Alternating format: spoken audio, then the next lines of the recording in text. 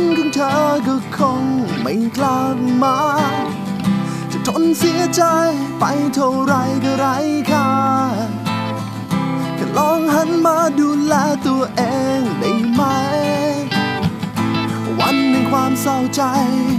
มันควรจะผ่านไปแล้วอย่าปล่อยให้มันเข้ามาทำร้ายเธอได้อีกฉันจะอยู่ดูแลจะคอยช่วยปลอบอย่างนี้และจะไม่ยอมปล่อยเธอให้เหงาแค่อยากรู้ว่าเธอจะลืมเขาได้หรือเปล่าเธอจะเศร้าไปนานแค่ไหนแค่อยากถามว่าฉันจะแทนเขาได้หรือไม่ก็ฉันรักเธอจนหมดใจอยากบอกเธอไว้ให้รู้ว่ามีฉันอีกคน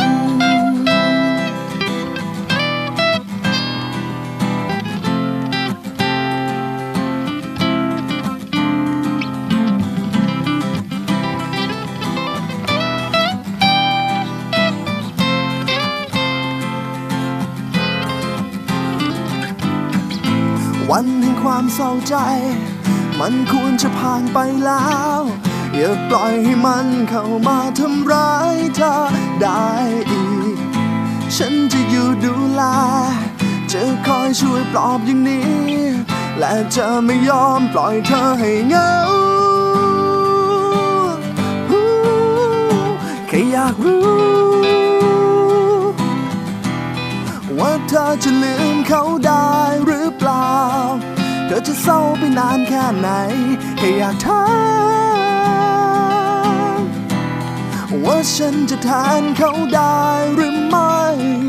ก็ฉันรักเธอจนหมดใจอยากบอกเธอไว้แค่อยากรู้ว่าเธอจะลืมเขาได้หรือเปล่าเธอจะเศร้าไปนานแค่ไหนแค่อยากถามว่าฉันจะแทนเขาได้หรือไม่ก็ฉันรักเธอจนหมดใจอยากบอกเธอไว้